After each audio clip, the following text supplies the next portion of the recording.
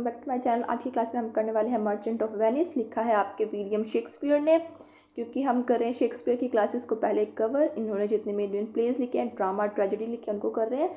तो ये इनका लिखा हुआ है। ये परफॉर्म हुआ था 1596 में, ये परफॉर्म हुआ था।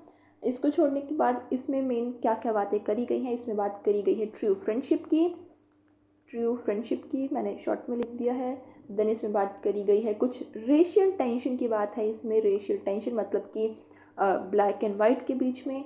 एंड देन आपकी है टेस्टेड लव कि भाई यहाँ पे जो प्यार है उसे भी टेस्ट किया जाएगा। ये 3 चीज़ें इसमें बात करी गई हैं। इसको छोड़ने के बाद आपको क्या पता होना चाहिए कि यहाँ पे जब हमने बात करी रेशियल की, तो रेशियल किस वे में की मतलब यहाँ पे कुछ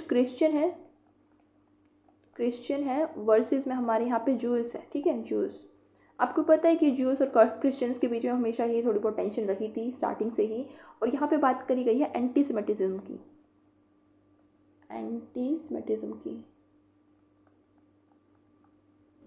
एंटीसेमिटिज्म मतलब जो जूइश लोगों के लिए हेट्रेड थी ना, बिना बात की हेट्रेड, जिसका कोई लॉजिक नहीं है, उसको बोलते हैं।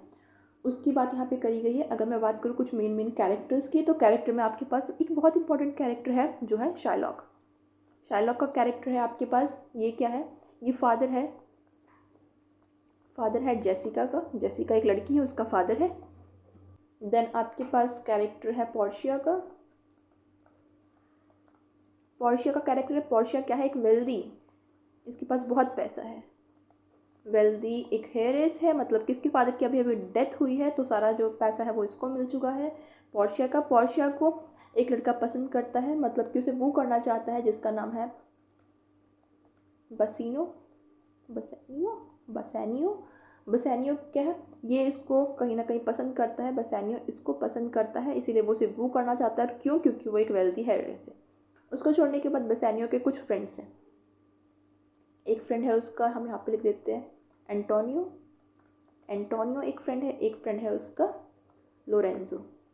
बस इतने ही कुछ कैरेक्टर हैं जो आपको पता होने चाहिए।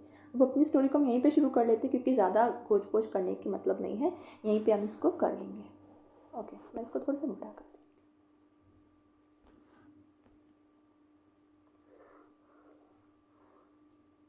राइट।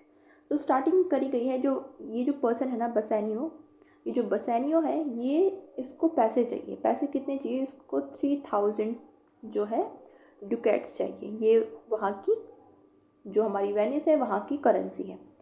तो इसको इतने पैसे चाहिए, इसको इतना लोन चाहिए। अब इसके पास तो पैसा है नहीं, और ये पैसा क्यों चाहिए? क्योंकि ये जो पोर्शिया जो वेल्दी हेयरेस है, उसे कहीं ना कहीं वो करना चाहता है, अप्रोच करना चाहता है, उसके वहाँ पे वो जाना चाहता है, ताकि वो ट्रैवल करके उससे मिलने जा सके, ये सब चीज़ें कर सके। अब ये अपने फ्रेंड के पास जाता है जिसका नाम है एंटोनियो कौन है? एंटोनियो एक मर्चेंट है, पैसे वाला है। ये इसके पास जाता है, पैसे मांगता है, लेकिन इसके पास फ़िलहाल पैसे नहीं है। क्यों नहीं है? क्योंकि इसके जितने भी पैसे थे वो सारे अभी शिप में लगे हैं। इसकी जो शिप है वो अभी लौट कर नहीं आई है, अभी तक अपनी वॉयजेस कर रही है या फिर समुद्री यात्रा पे गई हुई है। इतनी चीज़ें आपको समझ में आई। अब ये जो एंटोनियो है, क्योंकि एक अच्छा दोस्त था, तो ये क्या करता है? ये जाता है शाइलॉक के पास जाता है पैसे लेने के लिए। शाइलॉक कौन है? एक मनी लेंडर है, मतलब कि पैसे देता है। जो पर्सन है, मतलब कि वो एक ब्लैक पर्सन है, जूइश है। और एंटोनियो, ये कैशियो, ये सब कौन है? ये सब है क्रिश्चियन। अब शाइलॉक को ये पता है कि एंटोनियो का जो बिहेवियर है वो हमेशा ही एंटीसेमिटिज्म कर रहा है, मतलब कि जो जूइश लोगों के लिए एक नेगेटिव वे में सोचते हैं या फिर नेगेटिव हेट्रेड रखते हैं, उसके लिए रहा है। और आज उसको मौका मिला है उसका बदला लेने के लिए, कि आज वो एंटोनियो उसके पास हेल्प के लिए आया है। तो वो उसे कहते हैं कि ठीक है, मैं तुझे लोन दे दूँगा। लोन वो उसे दे देता है, लेकिन उसके लिए 2 शर्त रखते हैं। एक शर्त तो ये कि वो 3 मंथ के अंदर अंदर उस लोन को दे देगा, मतलब उस लोन को चुका देगा, फुलफिल कर देगा। और दूसरी शर्त ये रखता है कि अगर उसने वो लोन 3 मंथ के बाद नहीं दिया, तो वो उसकी बॉडी से 1 पाउंड फ्लैश ले लेगा। फ्लैश समझ रहे हो ना आप? जो हमारी बॉडी जो चर्बी होती है, जो फ्लैश होती है, वो उसे ले लेगा। अब ये 2 शर्त उसने रखी हैं, और एंटोनियो मान जाता है। एंटोनियो क्यों मान गया उसकी शर्त के लिए? एंटोनियो के मानने का रीज़न ये था कि एंटोनियो को ये पता है कि भाई उसकी जो शिप्स हैं वो आज गई हुई हैं, एंटोनियो की जो शिप्स हैं वो आज गई हुई हैं, कल आ जाएंगी। क्योंकि मैंने बोला कि एंटोनियो एक रिच पर्सन है, उसकी जो शिप्स हैं वो फ़िलहाल नहीं है, लेकिन वो आ जाएंगी। तो फिर वो बोलते हैं कि ठीक है, वो उसकी शर्त को मान लेता है, उन दोनों शर्त को मान लेता है, या तो वो 3 मंथ में लोन दे देगा क्योंकि उसे पता है कि उसकी शिप आ जाएंगे तो वो दे देगा। तो फ्लैश वाली बात तो यहाँ पे कोई मायने ही नहीं रखती है, फ्लैश का कोई मुद्दा ही नहीं बनता है। लेकिन एक तरफ इतनी चीज़ें होती हैं और वो जो एंटोनियो जो पैसा लेता है वो ला के अपने फ्रेंड को दे देता है, क्योंकि मैंने बोला एक अच्छी फ्रेंडशिप है इनके बीच में। बेसानियो को वो पैसा दे देते हैं। अब बेसानियो उस पैसे को लेके कहाँ जाता है, वो जाता है सीधे पोर्शिया के पास, क्योंकि मैंने बोला पोर्शिया के पास जाएगा, वो उसे वो करना चाहता है। अब पोर्शिया के फादर की अभी अभी डेथ हुई है, लेकिन पोर्शिया के फादर की एक विल थी, या फिर एक हम बोल सकते हैं एक तरीके से उन्होंने कंडीशन रखी थी कि कोई भी अगर पोर्शिया से शादी करना चाहता है तो उसे 3 एक तरीके का टेस्ट पास करना पड़ेगा। मैंने बोला ना टेस्टेड लव की बात करेंगे, और वो टेस्ट क्या है कि यहाँ पे वो 3 चेस्ट रखेंगे। चेस्ट मतलब आपको पता है ना, बॉक्सेस, 3 बॉक्सेस रखेंगे। एक जो बॉक्स है वो गोल्ड का है, ठीक है, उसमें उसके अंदर गोल्ड है, एक में सिल्वर है, और एक बॉक्स में है प्योर लेड। प्योर लेड आपका है। ये 3 बॉक्सेस रखेंगे और इन अलग अलग बॉक्सेस में अलग अलग है। और एक टेस्ट ये रखा गया था ना, तो इसमें बोला गया कि जो भी पर्सन है, वो जो भी पोर्शिया को वो करना चाहता है, उसे इन तीनों में से कोई एक बॉक्स चूज़ करना पड़ेगा। और जिस भी बॉक्स में जो पोर्शिया है उसकी एक फ़ोटो मिलेगी ना, वही उससे शादी करेगा। अब 2-3 लोग आते हैं, कोई गोल्ड पसंद करता है, कोई सिल्वर पसंद करता है, लेकिन जो हमारा बसीनो है वो क्या पसंद करता है, वो प्योर लेड का बॉक्स ओपन करता है और इसके अंदर उसको मिलती है फ़ोटो। फ़ोटो किसकी होती है, पोर्शिया की, मतलब कि वो उससे शादी कर लेगा। ऑब्वियस सी बात है, क्योंकि यही तो शर्त थी, यही तो कंडीशन थी। अब इन दोनों की शादी हो जाती है, शादी हो रही होती है, तभी पता चलता है, एक चीज़ खबर आती है। और खबर क्या होती है कि इसका एक फ्रेंड था, मैंने बोला ना इसके 2 फ्रेंड थे। लोरेंजो जो दूसरा वाला फ्रेंड है वो इलोप हो चुका है, मतलब वो भाग गया है किसके साथ, जेसिका के साथ। अब जेसिका कौन है, मैंने आपको बताया, ये शाइलॉक की डॉटर है, ये शाइलॉक की डॉटर है, ये इसकी डॉटर है, और ये इसके साथ भाग गया। ये था क्रिश्चियन और जेसिका है जूइश, ठीक है।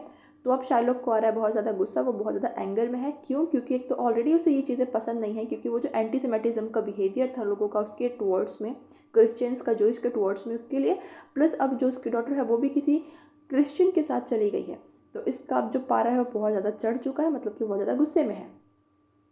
अब क्या होता है, अब एक तरफ तो ये चीज़ें हैं और दूसरी तरफ आप ये सोचते हैं कि अब ये बदला कैसे लें, क्योंकि इससे बहुत ज़्यादा गुस्सा हो चुका कि वो भाग गई है या फिर इलोप हो गई है। तो वो सोचता है कि बदला लेने का एक ही तरीका है, वो क्या है, वो जो उसने पैसे दिए थे एंटोनियो को 3 मंथ के लिए, ठीक है, 3 मंथ के लिए, वो 3 मंथ हो चुके हैं ख़त्म, 3 मंथ हो चुके हैं ख़त्म, और उसने अभी तक पैसा नहीं दिया। क्यों नहीं दिया? क्योंकि जो एंटोनियो की जो शिप्स थी ना, वो बीच में आंधी तूफान या फिर जो भी चीज़ें होती हैं टूट जाती हैं, तो पैसा यहाँ पे वो नहीं दे पाता। अब इसकी शिप्स जब नहीं आई, लौट के नहीं आई, इसके पास पैसा नहीं है, तो शाइलॉक के जो लोग हैं वो इसे अप्रोच करते हैं, एंटोनियो को अप्रोच करते हैं, और इसके बाद ये जो बेसानियो है वो अपने दोस्त की मदद करने के लिए चला जाता है, भागना वहाँ से शुरू करता है शादी को छोड़ के, मतलब शादी हो चुकी है पर वहाँ से आ जाता है हेल्प करने के लिए इसकी।